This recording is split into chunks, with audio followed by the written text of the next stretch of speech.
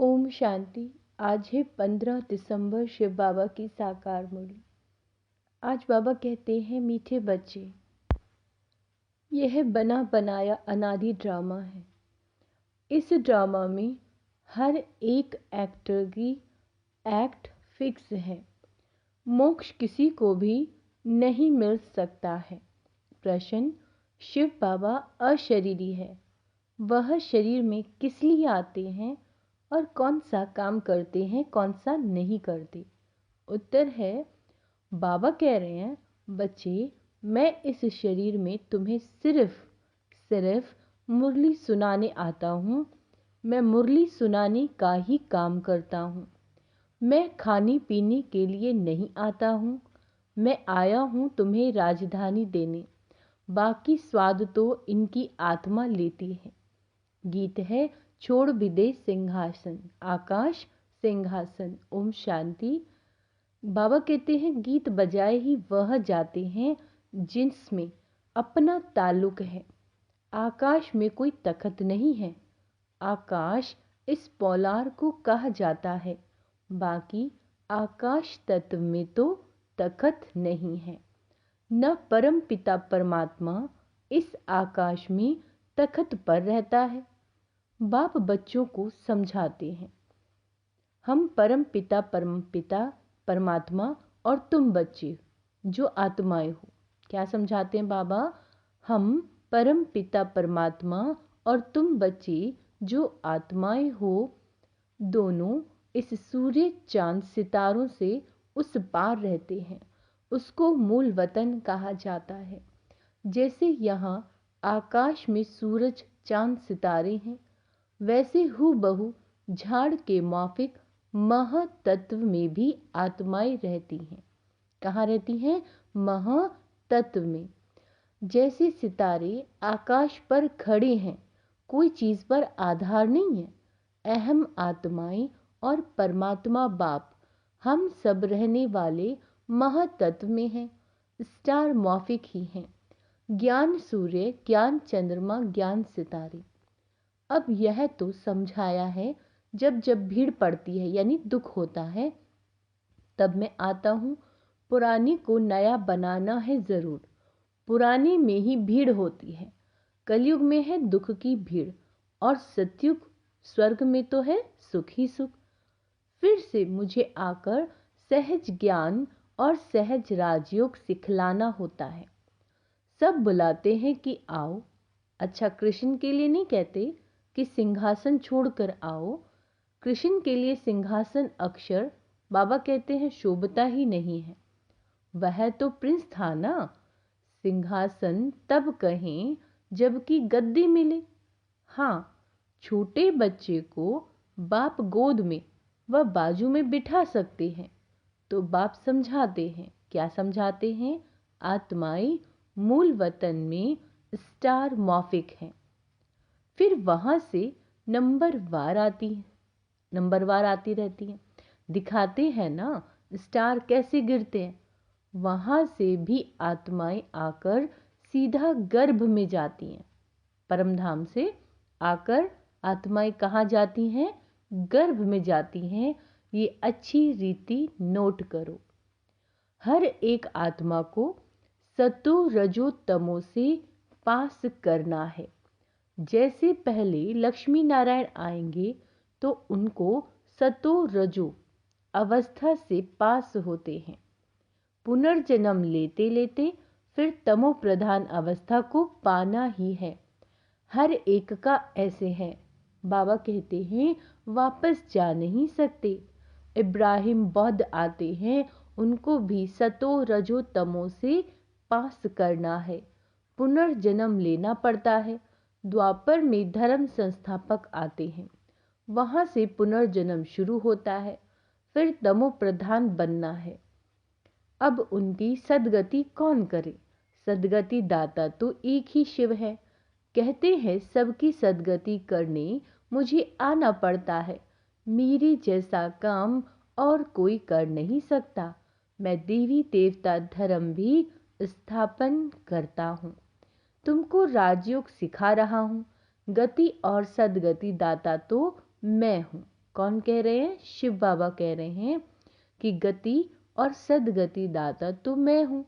जब तुम प्योर बन जाते हो तो फिर मैं तुमको वापस ले जाता हूँ। जब प्योर बन जाते हैं, बाबा कहते तुम्हारी भी सदगति करता हूँ।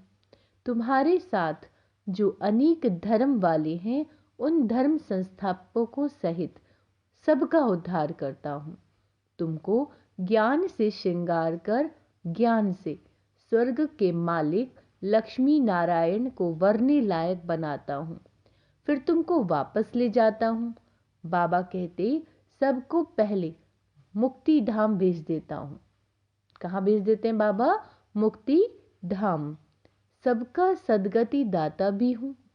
दूसरे धर्म संस्थापक जो आते हैं वह सदगति नहीं करते, वह सिर्फ अपना धर्म स्थापन कर उनकी वृद्धि करने लग पड़ते हैं। अपने धर्म में पुनर्जन्म लेते सतो रजो तमो से पास करेंगे। अभी सब तमो प्रधान हैं, अब इनको पावन सतो प्रधान कौन बनाए? बाप खुद बैठ बच्चों को समझाते हैं। भगवान आकर सबकी सदगति भी करते हैं, भारत को स्वर्ग भी बनाते हैं। बाबा कहते हैं जीवन मुक्ति के लिए राजयोग सिखलाते हैं, इसीलिए बाप की इतनी महिमा है। गीता है सर्वशास्त्रमयी शिरोमणि। क्या है गीता? सर्वशास्त्रमयी शिरोमणि। परंतु कृष्ण का नाम लिख देने से भगवान को भूल गए हैं।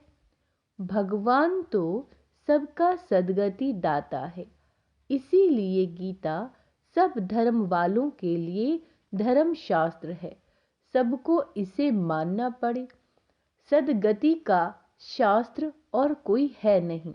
बाबा कहते हैं सदगति देने वाला है ही एक, उनकी ही गीता है। तुम बच्चों को सदगति का ज्ञान दे रहे हैं। गीता में शिव का नाम होता तो सब धर्म वालों का यह शास्त्र होता। बाप सबको कहते हैं अपने को आत्मा समझ मेरे साथ योग लगाओ तो विकर्म विनाश होंगे और तुम मेरे धाम आ जाएंगे। सब धर्म वालों की सदगति करने वाला भी मैं हूँ। बाकी तो आते ही हैं अपना धर्म स्थापन करने। मनुष्य कहते हैं क्या मोक्ष नहीं मिलेगा? बाप कहते हैं नहीं। क्या कहते हैं शिव बाबा? नहीं। जो भी सब आत्माएं हैं सबका पार्ट ड्रामा में फिक्स है, किसी की एक्ट बदल नहीं सकती। हर एक की पूरी एक्ट का अनादि ड्रामा बना हुआ है। हर एक की पूरी एक्ट का अनादि ड्रामा बना हुआ है। ड्रामा अनादि है, उसका आदि मध्य अंत नहीं है। सृष्टि की आदि सतयुग को कहा जाता है और अंत कलयुग को कहा जाता है। बाकी ड्रामा का आदि अंत नहीं है। ड्रामा कब बना यह नहीं कह सकते, यह प्रश्न उठ नहीं सकता। बाबा ने समझाया है कि और जो भी शास्त्र हैं उनसे हर एक ने आकर अपना धर्म स्थापन किया है, सदगति नहीं की है। क्या नहीं की? सदगति। उन्होंने तो धर्म स्थापन किया, उनके पीछे वृद्धि होती गई।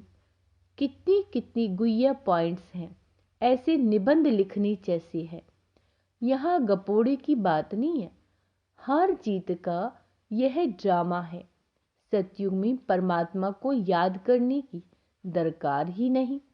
परमात्मा को याद करें तो फिर यह बातें भी समझें कि हम ब्राह्मणों को उसने रचा है। तुमको तो सम्मुख बतलाते हैं कि मैं रचता हूँ। यह ब्राह्मणों की नई दुनिया है, संगम की। चोटी को तो कोई नहीं जानते, विराट रूप बनाते हैं, उसमें देवता क्षत्रिय वैश्य शूद्र दिखाते हैं। ब्राह्मणों को भूल गए हैं। सतयुग में देवताएं, कलयुग में शूद्र, संगम युगी ब्राह्मणों को जानते नहीं। यह राज बाप आकर समझाते हैं। बाबा कहते पवित्रता बगैर कभी धारणा नहीं हो सकती। बाबा समझाते हैं कितने ढेर वेद शास्त्र हैं, परिक्रमा दिलाते हैं, मंदिरों से चित्र निकाल परिक्रमा दिलाए फिर वापस मंदिर में ले आते हैं। बाबा अनुभवी हैं, शास्त्रों से गाड़ी भरकर परिक्रमा देते हैं।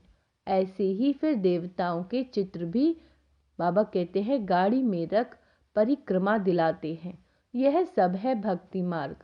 तुम हो शिव शक्तियां, तुम सारे विश्व की सदगति करती हो, परंतु यह कोई जानते नहीं कि दिलवाड़ा मंदिर हूबहू इन्हों का ही यादगार है। ऐसा मंदिर कहीं नहीं है। जगदम्बा है, शिव बाबा भी हैं, शक्तियों का चबूतरा भी बना हुआ है। भक्ति मार्ग में फिर से ऐसे मंदिर बनेंगे, फिर विनाश होगा तो ये सब खत्म हो जाएगा। सतयुग में कोई मंदिर होता नहीं। यह सब भक्ति मार्ग का विस्तार है। ज्ञान में तो चुप रहना है। अब बाबा ने क्या धारणा करने के लिए कहा है कि ज्ञान में तो चुप रहना है, एक शिव बाबा को याद करना है। शिव बाबा को भूल औरों को याद करोगे तो अंत में फेल हो जाओगे। फेल नहीं होना है। मनुष्य मरते हैं तो उनको कहते हैं राम राम कहो, परंतु ऐसे याद आता नहीं है। फिर भी बाबा कहते हैं फिर भी गाया जाता है अंतकाल जो नारायण सिमरे। बात अभी की है, भंभोर को आग तो लगनी है। अंतकाल जो नारायण सिमरे बरोबर। अब तुम समझते हो हम नारायण व लक्ष्मी को वरेंगे, स्वर्ग के लिए तैयार हो रहे हैं। बाबा बिगर ये ज्ञान कोई दे नहीं सकते। यह बाबा भी कहते हैं अब हमको शिव बाबा ने बताया है। इनकी शक्ति सेना व पांडव सेना कहा जाता है। पांडव नाम है महारथियों पर। बाबा कहते हैं शक्तियों की फिर शेर पर सवारी भी दिखाते हैं। तो बाबा कहते हैं पहले जैसे कल्प पहले सहज राजयोग सिखाया था, हूबहू इसी प्रकार सिखा रहा हूँ। जो भी एक्ट चलती है कल्प कल्प वही चलेगी, इसमें फर्क नहीं पड़ सकता। फिर कल्प कल्प ये पाठ चलेगा। बाबा कहते तुमको गुये गुये बातें सुनाता हूँ, पीछे क्या होने वाला है सो तो फिर पीछे सुनाएंगे ना। अभी सब सुना दूं तो क्या बस वापस चला जाऊं? अंत तक नई पॉइंट सुनाते रहेंगे। हम गीता की महिमा बहुत करते हैं, परंतु उस गीता व महाभारत में तो हिंसक लड़ाई आदि दिखा दी। अब लड़ाई तो है नहीं। क्या कह रहे बाबा? लड़ाई तो है नहीं, तुम्हारी तो है योग बल की बात। अहिंसा का अर्थ कोई भी नहीं जानते। सिर्फ स्त्री को नर्क का द्वार कह दिया है। वास्तव में नर्क का द्वार तो दोनों हैं। अब उनको फिर स्वर्ग का द्वार कौन बनाए? है ना? वह तो भगवान की ही ताकत है। यह गीत बाबा ने बनवाए हैं। फिर बनाने वालों ने कोई ने ठीक बनाया, कोई ने रॉन्ग बना दिया, मिक्स कर दिया है। रात की राही थक मत जाना। क्या कह रहे हैं बाबा? रात की राही थक मत जाना, सुबह की मंजिल दूर नहीं है। ऐसे ऐसे गीत मैंने बनवाए हैं। तो यहाँ की बातें और हैं। गौशाला भी है, बाबा कहते हैं वनवास भी है, परंतु अर्थ नहीं समझते। हमने किसको भगाया? हमने किसको भगाया? क्या किसी को कभी कहा था कि कराची में चले आना? पूछो इन शक्तियों से। बाबा कह रहे हैं यह ड्रामा में पार्ट था। जिन पर सितम हुए तो चले आए। तो राइट क्या है वह बाप बैठ बतलाते हैं। शास्त्रों में तो जो लिखा है वो है भक्ति मार्ग। उनसे तो मेरे से मिल नहीं सकते, भक्ति मार्ग से मेरे पास आ नहीं सकते। मुझे तो गाइड बन यहाँ आना पड़ता है। कहते हैं ऐसा तन क्यों नहीं लिया जो गृहस्थी ना हो। अरे मुझे तो गृहस्थी के तन में ही आकर उनको ज्ञान देना है, उनके ही 84 जन्म बताता हूँ। तो कितनी गुह्य बातें हैं। यह नए धर्म के लिए नई बातें हैं, ज्ञान भी नया। बाप कहते हैं कल्प कल्प मैं यह ज्ञान सुनाता हूँ, और कोई ऐसे कभी नहीं कहेंगे कि मैं कल्प कल्प धर्म स्थापन करने आता हूँ। लक्ष्मी नारायण दोनों नहीं कहेंगे कि हम फिर से राजाई करने आए। वहाँ यह ज्ञान ही प्राय लोप हो जाता है। शास्त्र तो बाद में अनेक बना दिए, हम ब्राह्मणों के लिए एक ही गीता है। बाबा कहते हैं धर्म भी स्थापन करता हूँ और सदगति भी सबकी करता हूँ। डबल काम हुआ ना। अब हम तो जो सुनाते हैं वो राइट है या उन्हों का राइट है, सो तो तुम जानते हो। मैं कौन हूँ? मैं ट्रुथ हूँ। मैं कोई वेद शास्त्र नहीं सुनाता हूँ। भल इसने पढ़े तो बहुत है, परंतु वह सुनाते थोड़े ही हैं। यह तो शिव बाबा नई नई बातें सुनाते हैं। वह तो अशरीरी है, सिर्फ ये मुरली सुनाने का काम करने आते हैं, ना कोई खाने पीने आते। मैं तो आया ही तुम बच्चों को फिर से राजधानी देने। स्वाद इनकी आत्मा लेती है। हर एक का धर्म अलग है, उन्हें अपना धर्म शास्त्र पढ़ना है। यहाँ तो ढेर शास्त्र पढ़ते रहते हैं, सार कुछ भी नहीं। जितना पढ़ते रहते असार संसार होता जाता है। तमो प्रधान बनना ही है। पहले पहले सृष्टि में तुम आए हो। तुम ब्राह्मणों ने माता पिता से जन्म लिया। उस तरफ है असुरी कुटुंब, यहाँ है ईश्वरीय कुटुंब। फिर जाकर दैवी गोद लेंगे, स्वर्ग के मालिक बनेंगे। माता पिता की मत पर चलेंगे तो स्वर्ग के सुख घनेरे मिलेंगे। बाकी रुद्र ज्ञान यज्ञ में विघ्न तो जरूर पड़ेंगे। बाप कहते हैं बच्चे, विकारों पर जीत पाने से ही तुम जगत जीत बन सकते हो। ऐसे थोड़े ही शादी नहीं करेंगे तो कमजोर रह जाएंगे। सन्यासी पवित्र बनते हैं, फिर वह कितने मोटे तंदुरुस्त रहते हैं। यहाँ तो ब्रेन का काम है, मेहनत है। ददीची ऋषि का मिसाल है ना। बाबा कहते सन्यासियों को तो बहुत माल मिलता है। बाबा खुद बहुत माल खिलाते थे। यहाँ तो बहुत परहेज रखनी पड़ती है। अच्छा, मीठे मीठे सिकेला दे बच्चों प्रति माता पिता बाप दादा का याद प्यार और गुड मॉर्निंग। रूहानी बाप की रूहानी बच्चों को नमस्ते। हम रूहानी बच्चों की रूहानी बाप दादा को याद प्यार, गुड मॉर्निंग, नमस्ते मीठे बाबा, शुक्रिया बाबा, शुक्रिया। धारणा के लिए मुख्य सार। ज्ञान की अच्छी धारणा के लिए पवित्रता के व्रत को अपनाना है। ज्ञान की अच्छी धारणा के लिए पवित्रता के व्रत को अपनाना है। अंतकाल है, ये बहुत ध्यान देना है। अंतकाल है, इसीलिए ऐसा अभ्यास करना है जो एक बाप के सिवाय और कोई याद ना आए। बाबा कहते हैं ददीची ऋषि मिसल सेवा करो, विकारों पर विजय प्राप्त कर जगत जीत बनना है। वरदान है समय की रफ्तार प्रमाण, सर्व प्राप्तियों से भरपूर रहे, माया जीत बनने वाले तीव्र पुरुषार्थी भव। फिर से सुनो, समय की रफ्तार प्रमाण, जैसा समय चल रहा है सर्व प्राप्तियों से भरपूर रहे, माया जीत बनने वाले तीव्र पुरुषार्थी भव। बाप दादा ने जो भी प्राप्तियां कराई हैं उन सर्व प्राप्तियों को स्वयं में जमा कर भरपूर रहो, कोई भी कमी ना रहे। जहाँ भरपूरता में कमी है वहाँ माया हिलाती है। माया जीत बनने का सहज साधन है। बाबा कहते हैं सदा प्राप्तियों से भरपूर रहना है, कोई एक भी प्राप्ति से वंचित नहीं रहो, सभी प्राप्त हो। समय की रफ्तार प्रमाण, कोई भी समय कुछ भी हो सकता है, इसीलिए तीव्र पुरुषार्थी बन अभी से भरपूर बनो, अब नहीं तो कभी नहीं। स्लोगन है सत्यता और निर्भयता की शक्ति साथ हो। सत्यता और निर्भयता की शक्ति साथ हो तो कोई भी कारण हिला नहीं सकता। अच्छा, ओम शांति। आज का स्वमान अभ्यास करेंगे। मैं निर्भय आत्मा हूँ। मैं तीव्र पुरुषार्थी आत्मा हूँ। मैं माया जीत आत्मा हूँ। मैं विजयी आत्मा हूँ। मैं परम पवित्र आत्मा हूँ। ओम शांति।